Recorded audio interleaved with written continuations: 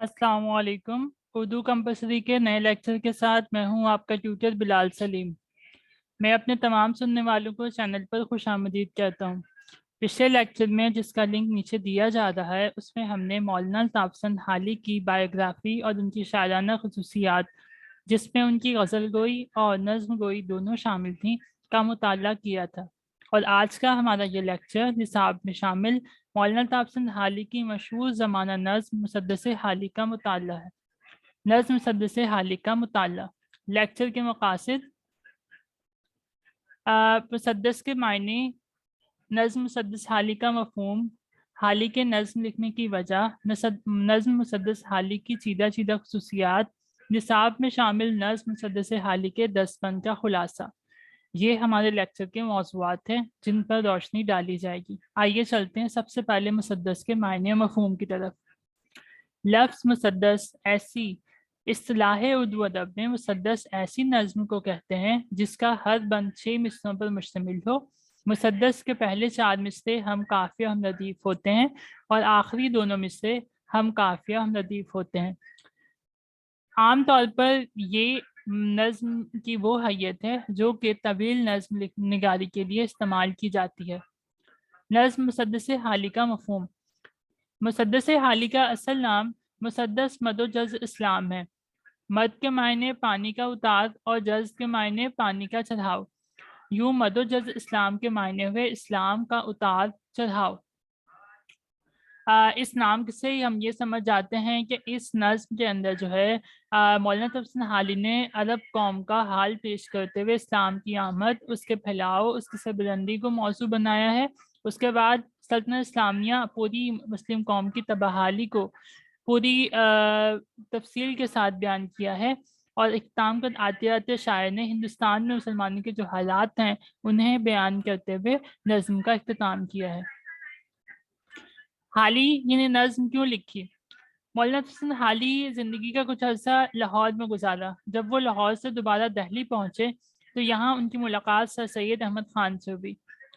Sir Syed Ahmad Khan उस वक्त अलीगढ़ तहरीक चला रहे थे। उससे पहले से वो कौम की इस्लाह के लिए बहुत कुछ कर रहे थे। तो हाली पर आपकी सोच, फ़िक्र और तहरीक बहुत ज़्यादा असर हुआ और वो हद दर्जा मुतासिर हुए और इस तहरीक का हिस्सा बन गए।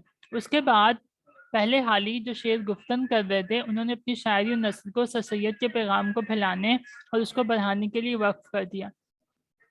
मुसद्दस हाली मौलाना हाली की वो शाहकार नज़्म है जिसे एक तरफ तो उर्दू अदब में मिल्ली शायरी यानी कौमी शायरी की बुनियाद पड़ी और दूसरी तरफ सर सैयद के अफकार व ख्यालात उनकी तालीमी पैगाम को फैलाने का अहम जरिया बनी।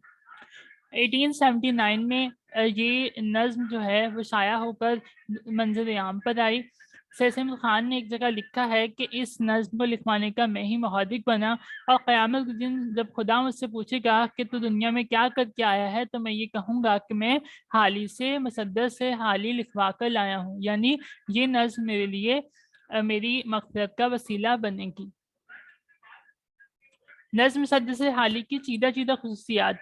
वैसे तो हाली की खसूसियात अगर हम नज़्म मुसद्दस हाली की बात करें तो इसकी बहुत सारी खसूसियात हैं। इनमें से 4 को हम यहाँ पर अपना मौजू बना दें। सबसे पहली, उर्दू अदब की पहली मिल्ली या कौमी नज़्म, यानी मुसद्दस हाली की सबसे बड़ी खासियत तो ये है कि ये उर्दू की पहली कौमी या मिल्ली नज़्म है और इसके ज़रिए से ही उर्दू में मिल्ली कौमी नज़्मों को लिखने का रिवाज कायम हुआ। दूसरी खासियत, पहला कौमी मरसिया। मौलाना हाली ने ये नज़्म लिखकर ना सिर्फ वो खुद रोए बल्कि मुसलमानों को भी रुलाया।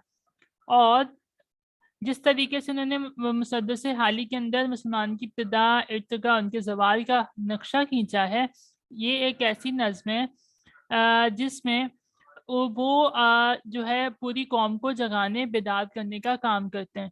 यानी मुसलमानों को उनकी शानदार तारीख और माजी का आईना दिखाकर वो उनको ये एहसास दिलाने की कोशिश करते हैं कि अब ये वक्त है कि तुम जागो और देखो कि तुम्हारे असलाफ क्या करते थे और आज तुम किस जगह पर खड़े हुए हो, क्या कर रहे हो।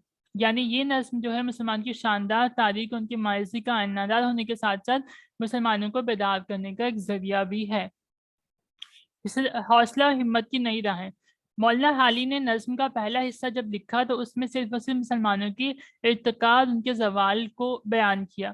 پھر انہوں نے 321 اشعار کا ضمیمہ جو ہے اس کا اضافہ کیا آگے جا کر، جس میں قوم کو ہمت اور حوصلہ دیا کہ جہاں پر ہمارے پاس ہم زوال کا شکار ہیں، ہم تباہی کے دہانے پر کھڑے ہوئے ہیں، ہم تباہ شدہ قوم ہیں، لیکن ایسا نہیں ہے کہ آگے ہمارے پاس تمام راہیں مسدود ہو گئی ہیں، نہیں، ابھی بھی وقت ہے کہ ہم دنیا کی ترقی یافتہ قوموں سے سیکھیں اور ان کے راستے پر چلتے ہوئے اب خود ترقی کریں اور دنیا کی دوبارہ سے ایک شاندار قوم بن جائیں۔